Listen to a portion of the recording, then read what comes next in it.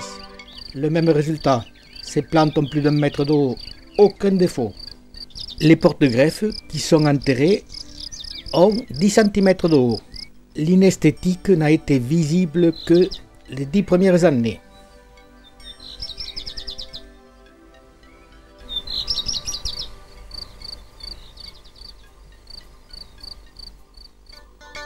Voici les cas de figure où le greffage à 10 cm de haut est indispensable. Ce sont les plantes sans chlorophylle, qui sont incapables de survivre sans la photosynthèse de celui-ci. Mais comme le déséquilibre de poids entre le porte-greffe et le greffon est flagrant, nous retrouverons toujours les mêmes problèmes.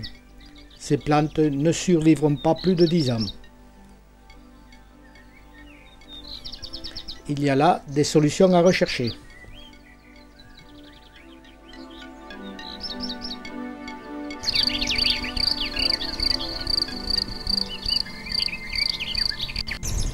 Avec tout ce que nous venons de voir, tout ce que nous venons d'entendre, l'on pourrait résumer qu'il faudrait rejeter la pratique du greffage. Il en résulterait que la vue d'une telle floraison sur des discocactus serait réservée aux grands spécialistes. Que la possession pendant longtemps d'une plante de culture délicate ne pourrait être faite que par des gens qui ont acquis une certaine expérience. Cela devient un très gros problème pour cultiver sur leurs propres racines pendant longtemps des plantes de culture difficiles comme ce Thumea papyracantha. Il en sera de même pour ces Solisia pectinata. Pour mettre ces plantes à la portée de tout le monde, pour les avoir très bien formées, et qui ressemblent à s'y méprendre des plantes types. Que celles-ci, dès le printemps, par l'apparition de ces boutons, puissent vous annoncer une très belle floraison. Celle-ci, quand elle aura lieu, sera pour vous un enchantement. Il n'y a pas de secret. Pour une réussite de culture à la portée de tous, il n'y a qu'une solution, le greffage.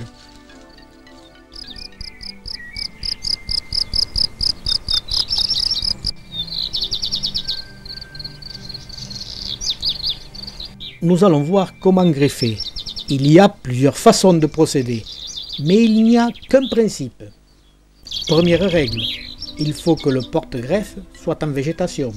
Sa partie plus claire au sommet nous indique que l'on peut se servir de ce porte-greffe. Il serait bon de greffer le plus près possible du sommet, environ 2 à 3 cm.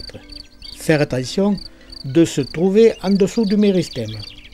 Il faut un outil très tranchant, très fin, ne craignant pas les aiguillons, capable de faire une coupe très franche. Il nous faut aussi une poignée d'élastique. Son diamètre sera en fonction de la hauteur que l'on veut greffer. Nous allons voir l'opération de greffage. L'on peut greffer la plante entière ou un rejet. Ensuite, il faudra choisir le porte-greffe. Il ne doit pas avoir de taches. Il doit être en végétation.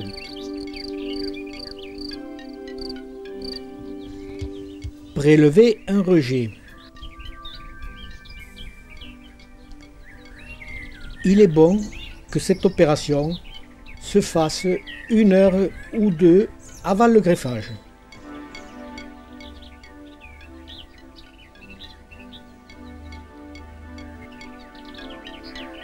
Une heure après, faire une coupe la plus franche possible au sommet de notre porte-greffe. Tomber les angles.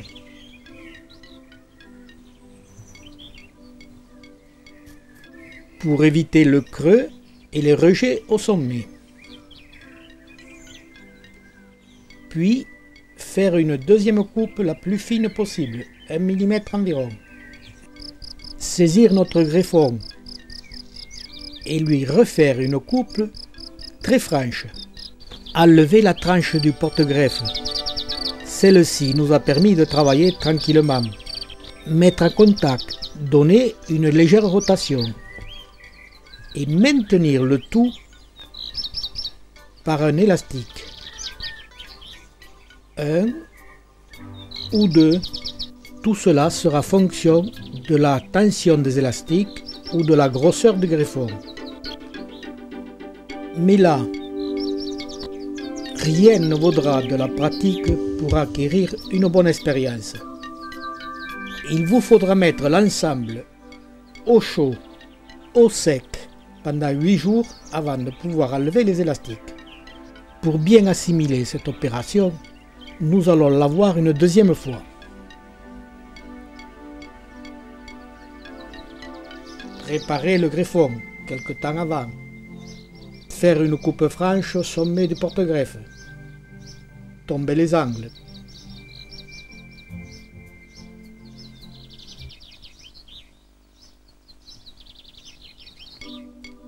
Refaire une deuxième coupe fine.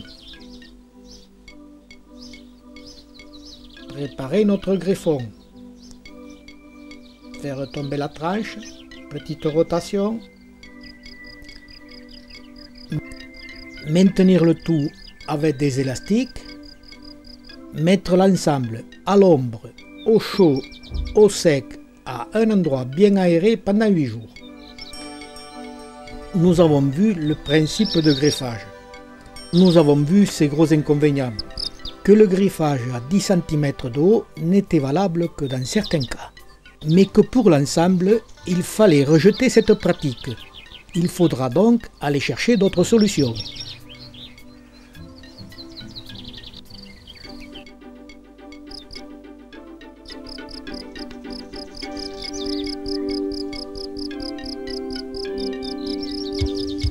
Il y a une technique de greffage de semis sur porte-greffe adulte.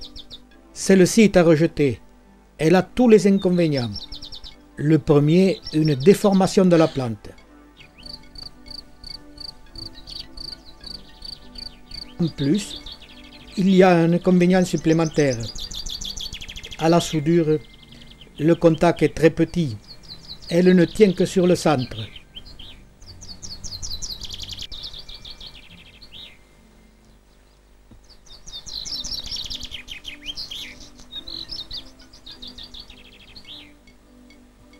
Cette solution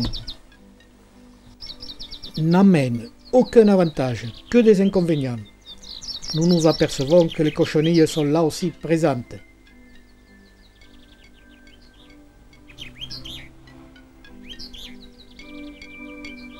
Nous ne nous étalerons pas davantage sur cette pratique, qui est à rejeter. Je vais quand même vous montrer la technique de greffage. C'est toujours le même principe. Il y a une simple différence. Il faudra mettre la pression des élastiques très faible pour ne pas écraser le greffon.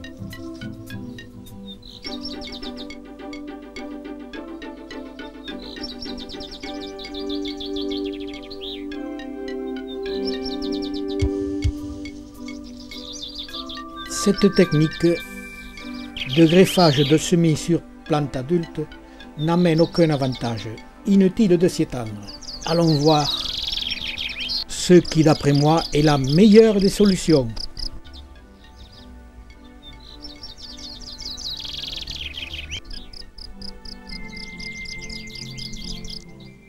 Un semis de Cereus peruvianus avec une tentative de greffage manquée, une autre tentative réussie. Les Cereus peruvianus étant des porte-greffes qui acceptent très mal les greffons. Mon taux de réussite de greffage de semis sur semis de peruvianus avec les discocactus se situe aux alentours de 70%, ce qui est très bon. Pour essayer de comprendre ce qui se passe, nous allons suivre toute une série de greffages sur différents porte-greffes, mais avec pour base les discocactus. Là, un groupe de Discocactus arenae-spinus greffé sur Cereus jamacarus. Constatez que les greffes sont faites à ras des cotylédons. Discocactus arenae-spinus greffé sur Pachycereus pringlis. Le greffage a été fait là aussi à ras des cotylédons. Le taux de réussite sur Pachycereus approchait les 90%. La soudure étant parfaite.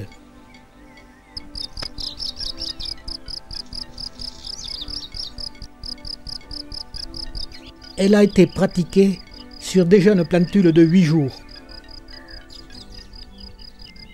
La soudure est très petite. Cela nous amènera des inconvénients. La solution, un semis de 3 mois. Pour le greffon, nous retrouvons notre Discocactus arenae-spinus greffé sur Cereus jamacarus 2 ans après. Les plantes sont parfaites, rien à dire. Voici tout le groupe. Le développement est irrégulier, mais pour l'ensemble c'est bon. La plantule greffée de 8 jours est elle très mal développée. D'autres expériences de greffage de semis de Discocactus sur semis de Trichocereus pacchianus ont été faites. Le taux de réussite avoisinait les 80%. En même temps, à la même époque, la même espèce, j'avais greffé des Discocactus sur Trichocereus pacchianus, mais ceci à 10 cm de haut. Porte-greffe adulte. J'en avais greffé aussi à mi-hauteur. Le reste étant des greffes de semis sur semis, avec comme porte-greffe Trichocereus pacchianus. 2 ans à peu de différence dans le développement. Le greffage de semis sur semis se développant lentement au début. Par la suite, il n'y a pas de différence. Un greffage de Cereus jamacarus 2 ans après. La soudure est parfaite. Le porte-greffe s'est légèrement développé comme le greffon. À gauche, un greffage de 6 mois. À droite, un greffage de 2 ans. Sur Cereus jamacarus. Un greffage de 4 ans sur Pachycereus pringlis. Il a totalement disparu. L'on ne voit plus que les racines. Notre porte-greffe Pachycereus pringlis n'existe plus. À gauche, greffe de 6 mois. À droite, greffe de 4 ans. Sur le même porte-greffe. Les racines sont puissantes. Notre porte-greffe étant enterré, finit les problèmes de cochenille. À gauche, greffe de 2 ans. À droite, greffe de 4 ans.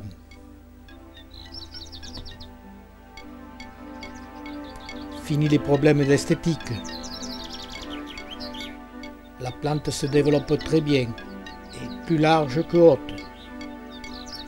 Nous retrouvons des plantes greffées de semis sur semis au bout de 10 ans.